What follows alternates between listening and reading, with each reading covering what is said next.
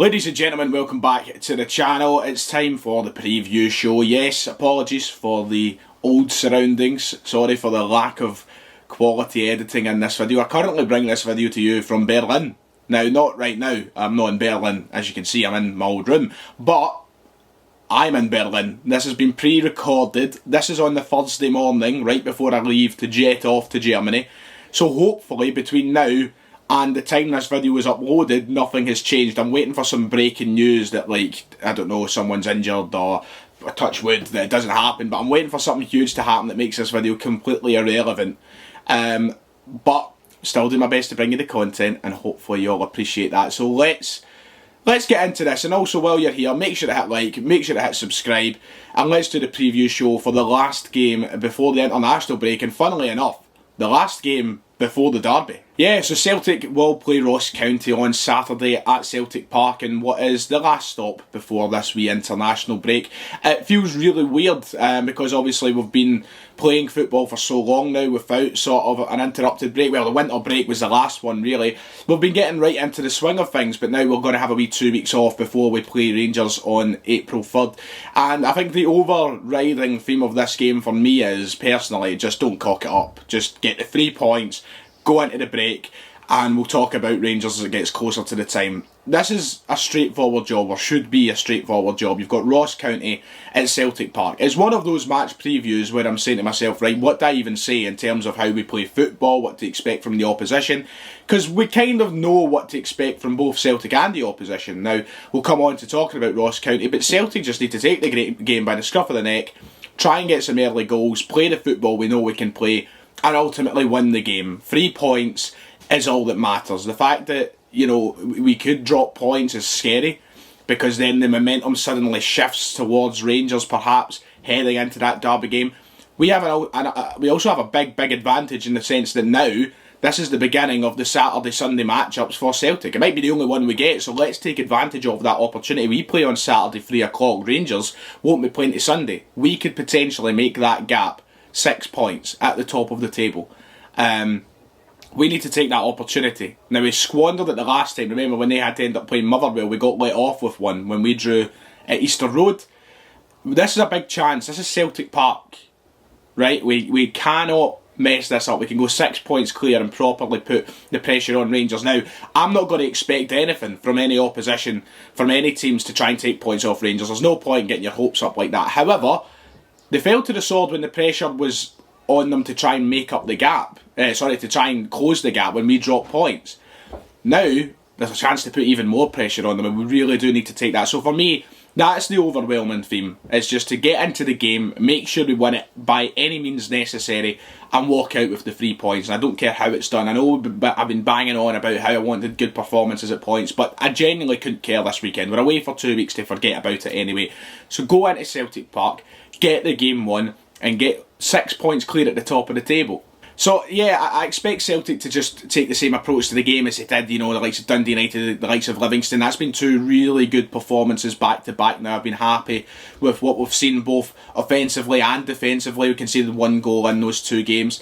Look, going forward, we've been tremendous, and that's, you know, the last game, you look at that especially, we didn't have Jota, we didn't have Abada, but yet we played so well going forward. I thought Maida looked very good in the last game. Giakoumakis obviously bagged himself 2 goals, but especially in that midfield, we've seen the reason that midfield dominated against Rangers back on February 2nd. It just works so well together. Hatate, O'Reilly, McGregor, it's a really good midfield, and I think that's basically the area of the field where you expect them to win the game for you in these games against the likes of Ross County. So I want to see more of the same. I want to see those midfield free, getting as much of the ball as possible, dictating the pace of the game. And I want us to be ambitious again. You looked at like Starfelt against Dundee United. I think he pinged the pass for the 2nd goal. It was brilliant. I want to see more of that. I want to see some playing out from the back that's a bit ambitious. Bring in these fast wingers, whether it be Abada, whether it be Jota, whether it be Maida. We'll come on to that. Get them into the game. Get Giakoumakis in the middle to tap them into the back of the net. and we should really have no issue. Now, that's the one problem though. I just want us to get an early goal. We've been frustrating at Celtic Park on a couple of occasions this season, when there's been a game that you're expecting to sort of win, and I think it's always came down to the fact that we've not had that early goal. I've said that a few times on these preview shows. I feel like that's always been a factor of it. We've not got that goal early. We've started to sort of not panic but get maybe a little bit flustered, and we've tried too much.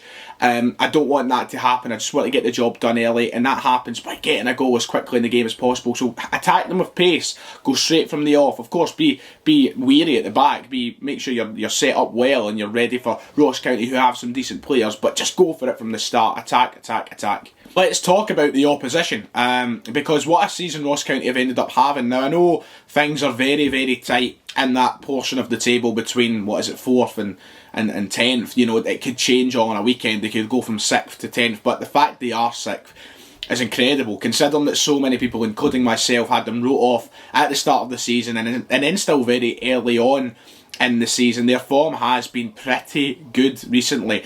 3 wins in a row now. That's 3 wins out of 5 of their last games, the other 2 being a loss and a draw respectively. That's a fantastic record for Ross County in the last 5 games.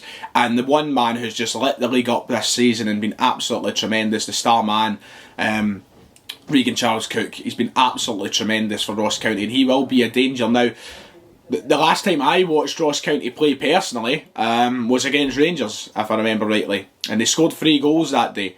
The game finished 3 each, if you remember, and that was a real good performance from Ross County. They dug deep and they've shown that weren't going to lie down to the bigger sides, and I'm expecting that tomorrow. The thing is about Ross County, they've got every chance of coming to Celtic Park tomorrow and setting up the way that we expect teams to set up, parking the bus, frustrating us and not really doing much.